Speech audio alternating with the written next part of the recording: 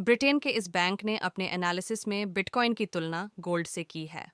Inflation के खिलाफ hedge की बिटकॉइन की क्षमता के कारण इन्वेस्टर्स के बीच इसकी लोकप्रियता बढ़ रही है। पिछले कुछ वर्षों में क्रिप्टोकरेंसीज की ट्रेडिंग तेजी से बढ़ी है। मार्केट वैल्यू के लिहाज से सबसे बड़ी क्रिप्टोकरेंसी बिटकॉइन के प्राइस में जोरदार तेजी आई है। इसके पीछे अमेरिका में प्रेसिडेंट के चुनाव में डोनाल्ड ट्रंप की चुनाव और इंस्टीट्यूशनल इन्वेस्टर्स की इस सेगमेंट में दिलचस्पी बढ़ना प्रमुख कारण है। बड़े इंटरनेशनल बैंकों में शामिल स्टैंडर्ड चार्टर्ड का पूर्वानुमान है कि इस वर्ष बिटकॉइन का प्राइस लगभग 2 गुना होकर $2 लाख पर पहुंच सकता है। इससे पहले भी स्टैंडर्ड चार्टर्ड ने बिटकॉइन में तेजी का पूर्वानुमान दिया था। हाल ही में इस सबसे लोकप्रिय क्रिप्टोकरेंसी ने $1,08,800 से अधिक का नया हाई लेवल बनाया था। स्टैंडर्ड चार्टर्ड ने बताया है कि इंस्टीट्यूशनल इन्वेस्टर्स की ओर से इसकी बड़ी संख्या में खरीदारी से प्राइस में तेजी आएगी। ब्रिटेन के इस बैंक ने अपने एनालिसिस में बिटकॉइन की तुलना गोल्ड से की है। इसका मानना है कि इन्फ्लेशन के खिलाफ हेज की बिटकॉइन की क्षमता के कारण इन्वेस्टर्स के बीच इसकी लोकप्रियता बढ़ रही है।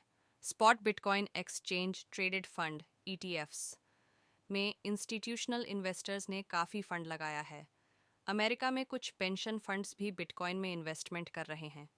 एंटरप्राइज सॉफ्टवेयर मेकर माइक्रोस्ट्रैटेजी ने दिसंबर के अंत में लगातार 8वें सप्ताह में बिटकॉइन की बड़ी संख्या में खरीदारी की थी। ये बिटकॉइन की सबसे अधिक होल्डिंग वाली कंपनी है। माइक्रोस्ट्रैटेजी के पास लगभग 4,46,000 बिटकॉइन हैं। हाल ही में इस कंपनी ने बताया था कि वह इस वर्ष अधिक शेयर्स इश्यू कर बिटकॉइन खरीद सकती है।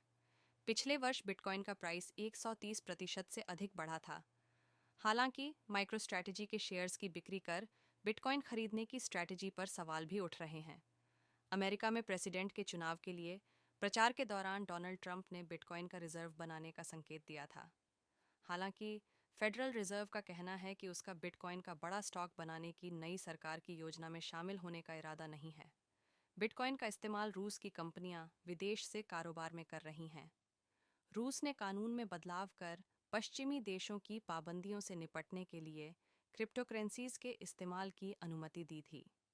रूस के प्रेसिडेंट व्लादिमीर पुतिन ने कहा था कि अमेरिका की सरकार अमेरिकी डॉलर का राजनीतिक उद्देश्यों के लिए इस्तेमाल कर इसकी भूमिका को घटा रही है।